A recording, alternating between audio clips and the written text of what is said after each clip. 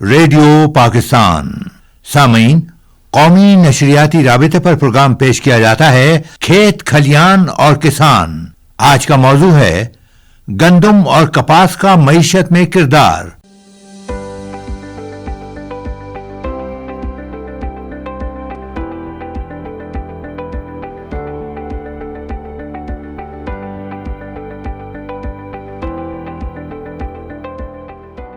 बिस्मिल्लाहिर्रहमानिर्रहीम। सामीन इकराम, अस्सलामु अलैकुम। लाहौर स्टूडियो से मैं हूं आपका मेज़बान शब्बीर सादिक। आप इस वक्त सुन रहे हैं प्रोग्राम ज़रख़ेज़ पाकिस्तान का हफ्तावार मुज़ाकरा।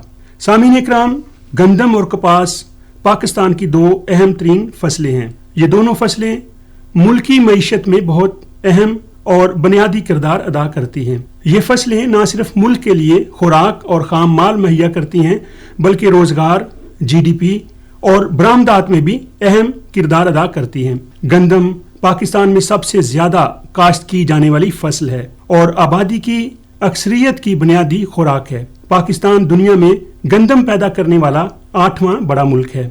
गंदम की काश्त मुल्क के GDP में नुमायां हिस्सा डालती है और लाखों लोगों को रोजगार के मौके फराहम करती है। कपास पाकिस्तान में एक और अहम फसल है और मुल्क के लिए एक अहम नकदावर फसल के तौर पर बड़ी इसकी अहमियत है। पाकिस्तान दुनिया में कपास पैदा करने वाला 5वां बड़ा मुल्क है। कपास टेक्सटाइल की सनत के लिए एक अहम ज़रूरी खाम माल के तौर पर भी जानी जाती है, जो पाकिस्तान की सबसे बड़ी मैन्युफैक्चरिंग इंडस्ट्री है। कपास की काश्त खास तौर पर देही इलाकों में लोगों की एक बड़ी तादाद को रोजगार के मौके भी फराहम करती है। सामीन इकराम, आज हम इन दो फसलों के हवाले से बातचीत करेंगे। आज के प्रोग्राम का मौजू है गंदम और कपास का मईशत की तरक्की में किरदार। इस मौजू पर बातचीत करने के लिए हमने दो बड़ी अहम शख्सियात को स्टूडियो में दावत दी है। हमारे साथ स्टूडियो में मौजूद हैं तरक्की पसंद किसान अबादुर रहमान खान साहब। आप फार्मर्स एसोसिएट्स पाकिस्तान के डायरेक्टर हैं।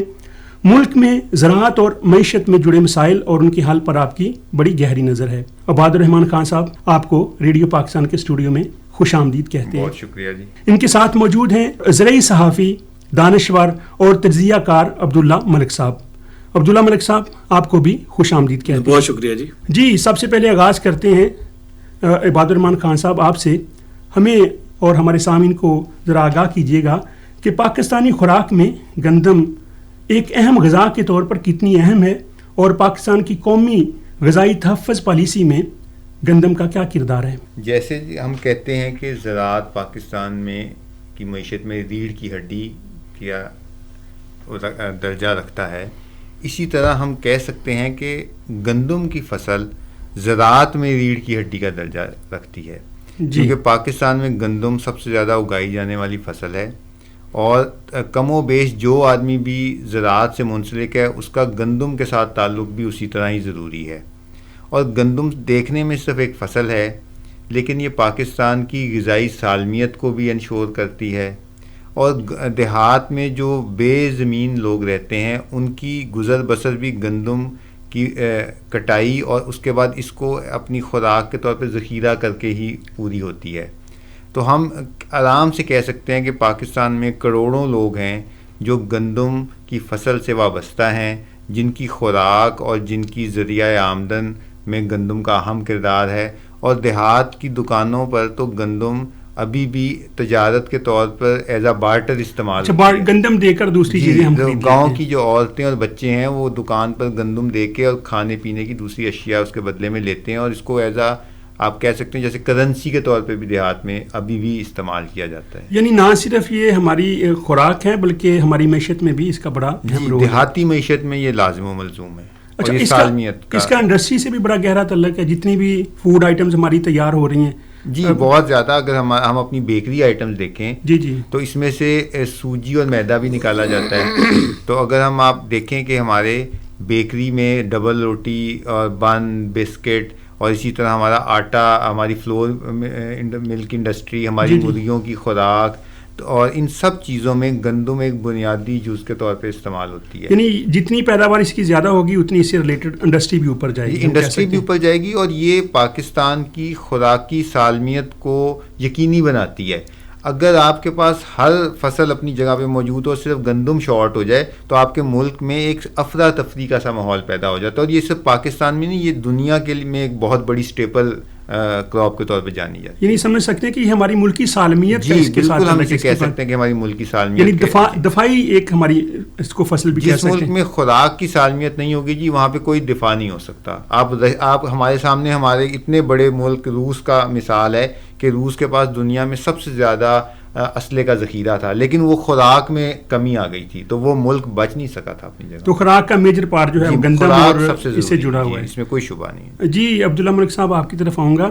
یہ جو گندم کی ہماری فصل ہے اس کا ہماری ملک کی جو جی ڈی پی ہے اس میں کیا کردار ہے؟ دیکھیے بنیادی طور پر جو ایگریکلچر کا شعبہ ہے اس کے 18.9% جو پیدا ہوتا ہے اس کا جی ڈی پی سے تعلق ہے. آپ اندازہ لگا سکتے ہیں کہ اتنی بڑی اکانومی میں اتنا بڑا شعبے کا کتنا کنسرن ہے. اس میں تو کوئی شک نہیں ہے جو گندم نہ صرف ہماری غذائی ضروریات کو پورا کر رہی ہے بلکہ ہمارے فورن ریزرو کے لیے بھی ایک بڑا اہم کردار ادا کرتی ہے. جیسے بار صاحب فرما رہے تھے کہ پاکستان کی نہ صرف اکانومی میں بلکہ پاکستان کی جتنی بھی پروڈکٹس ہیں اس میں گندم کا ہونا لازم و ملزوم ہے ہمارے معاشرے میں.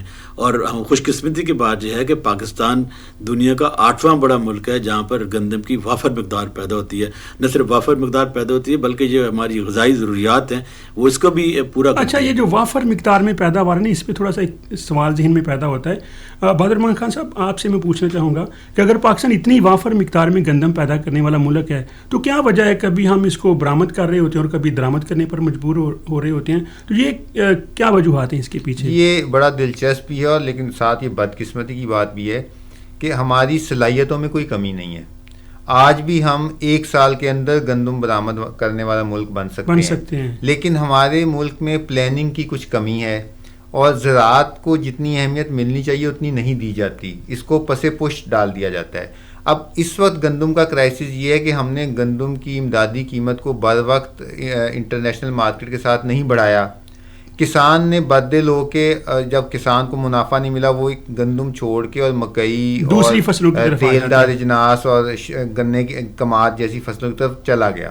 جب کسان ایک دفعہ شفٹ کر جاتا ہے تو اس کے بعد وہ اپنے آلات بھی بدل لیتا ہے، وہ اپنی پریکٹسز بدل لیتا ہے، تو اس کا اس پہ بہت اخراجات ہوتے ہیں. تو فوری طور پہ اسے واپس لانا آسان نہیں ہوتا.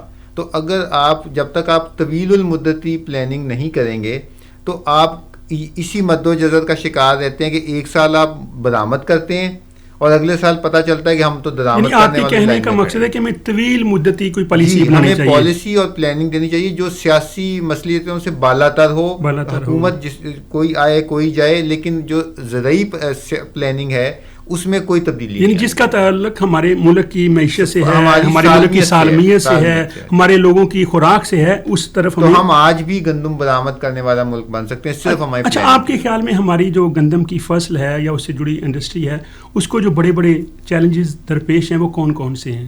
دیکھیں اس وقت جو سب سے بڑا چیلنج ہے وہ موسمیاتی تبدیلی کا ہے. کہ موسمیاتی تبدیلی پچھلے سال بھی گندم اس کا شکار ہوئی اور کم از کم 10% فصل ہماری ضائع ہو گئی. اس سال بھی جو موسم میں ہم تبدیلی دیکھ رہے ہیں یہ بڑی خطرناک سی گرمی جلدی آتی نظر آ رہی ہے. اگر ایک تو ہمیں ان تبدیلیوں کو دیکھنا ہے، پھر ہمیں اپنی فصل کی بیجنے سے پہلے اس کی قیمت کا تعین کرنا ہے، پھر ہمیں اس کے خریدنے کا انتظام کرنا ہے، پھر اس کی پراپر سٹوریج ہمیں چاہیے اور ہمیں اس کا پورا ایک ویلیو چین بنانی پڑے گی جس میں ایک تسلسل ہو. یعنی ایک دو سٹیپ کی بات نہیں ہے، یہ بہت پوری ویلیو چین ہے، اس کا سکوپ بہت زیادہ ہے.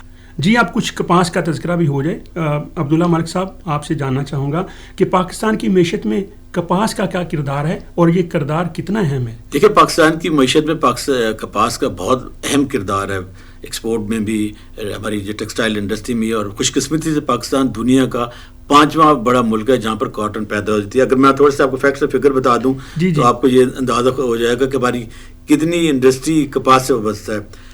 1000 گننگ فیکٹریز ہیں جی ہمارے ملک میں جو کپاس کے ساتھ وابستہ ہیں. 400 ٹیکسٹائل ملیں ہیں، 7 ملین اسپنڈرز ہیں، 27,000 لومز ہیں، اوور 25,000 لومز ان دی نان مل سیکٹر ہیں، 700 نیٹ ورک ہیں، 4,000 گارمنٹ فیکٹریز ہیں، نیئرلی 1000 گنرز ہیں، 5,000 آئل ایکسپیلرز ہیں.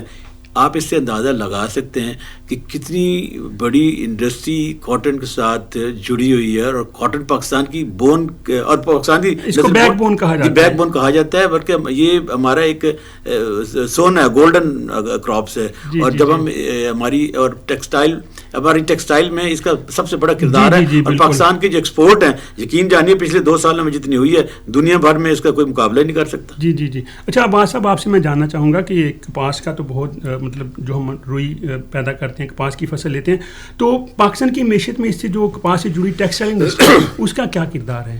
یہ جو کپاس ہے نا جی، اس کو پاکستان میں یا دنیا میں وائٹ گولڈ کہا جاتا ہے، اس کی اتنی اہمیت ہے، اور یہ ہمیں فوڈ، فیڈ اور فائبر تینوں چیزیں دیتی ہے۔ جی یہ ہمیں پہننے کو کپڑا دیتی ہے، یہ ہمیں اس کے بنولے کا تیل ہم استعمال کرتے ہیں، یہ ہمارے جانوروں کے لیے اس کا سیڈ کیک استعمال ہوتا ہے جو کھل بنولا ہم کہتے ہیں، اور جانوروں کی فیڈ میں بھی استعمال ہوتا ہے، پھر گارمنٹس وغیرہ، اس کی ایک بہت بڑی ویلیو چین ہے۔ اگر آپ کپاس کی ویلیو چین کو دیکھیں تو دیہات کی عورتوں کو امپاورمنٹ دیتی ہے، کیونکہ یہ کپاس کی جو چنائی ہے یہ صرف عورت کرتی ہے۔ ہماری آدھی آبادی آپ کہہ سکتے ہیں عورتوں کی جو ہے وہ اس سے جڑی ہوئی ہے۔ پھر یہ اس کی جو ویلیو چین ہے وہ 15 سے 20 ارب ڈالر کی ویلیو چین ہے۔ پچھلے 10-15 سال میں پاکستان کا کئی 100 ارب کا نقصان صرف کپاس کی فصل صحیح نہ ہونے سے ہوا ہے، اور کپاس کی فصل جس سال اچھی ہو جائے پاکستان کے شہروں کے بازاروں میں رونق آ جاتی ہے، پاکستان کی ایکسپورٹس بڑھ جاتی ہیں، پاکستان کی جی ڈی پی میں یہ اپنا بہت اہم کردار ادا کرتی ہے، اور یہ اکیلی فصل پاکستان کے پورے زراعت کا کبھی بوجھ اٹھایا کرتی تھی۔ اب بدقسمتی سے ہماری پلاننگ کی کمی سے اس کا سائز شرنک ہو کے اور آدھا رہ گیا ہے۔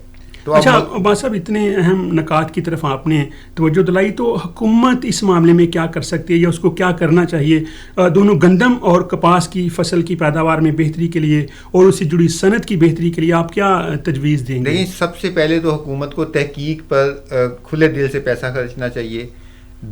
گندم ہو یا کپاس ہو، اس کے لیے بنیادی بیج کی ہمیں شدید ضرورت ہے۔ ہمارے پاس ترقی یافتہ بیج ہونے چاہیے، اور ترقی یافتہ ہماری جو پریکٹسز ہونی چاہیے جن سے ہم زیادہ پیداوار لے سکیں، اور یہ دونوں فصلیں اگر اپنی پوری بھرپور پیداوار دیں تو یہ پاکستانی معیشت کو بہت مضبوط اور توانا شکل میں لا سکتی ہے، اور ہمارا ملک ترقی کے ظاہر اور سالمیت بھی اپنی جگہ انشور ہے۔ جی سامعین، اس بات چیز سے یہ نتیجہ نکلتا ہے کہ یہ دونوں فصلیں کپاس اور گندم نہ صرف ملک کے لیے خوراک اور خام مال مہیا کرتی ہیں بلکہ روزگار، جی ڈی پی اور برآمدات میں بھی بڑا اہم کردار ادا کرتی ہیں۔ ان دونوں فصلوں کی پیداوار میں اضافہ کر کے ملک و قوم کی تعمیر و ترقی اور معاشی خوشحالی کی رفتار میں خاطر خواہ اضافہ کیا جا سکتا ہے۔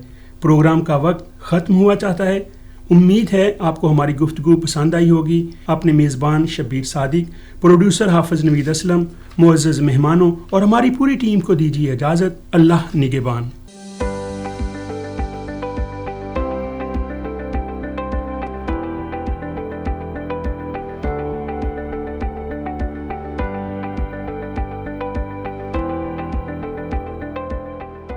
سامعین، ابھی آپ سن رہے تھے خصوصی مذاکرہ گندم اور کپاس کا معیشت میں کردار۔